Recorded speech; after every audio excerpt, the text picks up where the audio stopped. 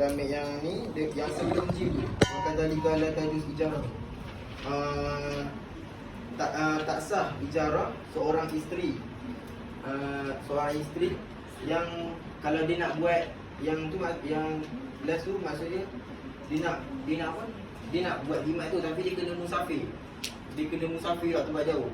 Lepas tu dia musafir tu seorang. Jadi suami tak ikut. Suami tak ikut ataupun yang mahram dia tak ikut, jadi tak boleh lah sebab perempuan kan tak boleh seorang.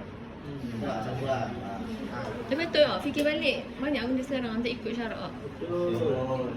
Masa kita kat perempuan travelling, sampai kita kalau kita travelling seorang, macam contoh macam ni, upah orang upah perempuan tu ada servis apa, contoh kita bagi contoh mudah, servis apa? Grab kan?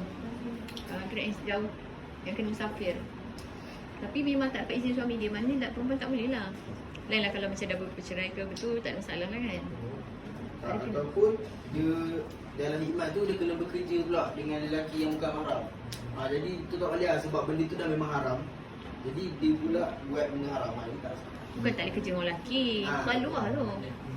Zazal tak ada kerja. Maksudnya kerja tu contohlah dia kena pergi travelling dekat syarikat dia buat station, kena naik kereta dengan lelaki. Yang ni banyak benda berlaku lah.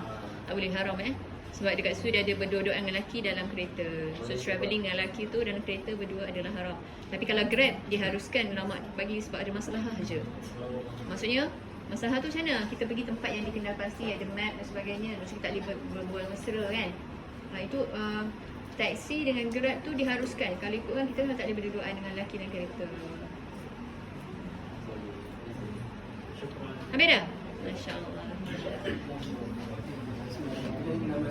Kau apa salah? Sekejap.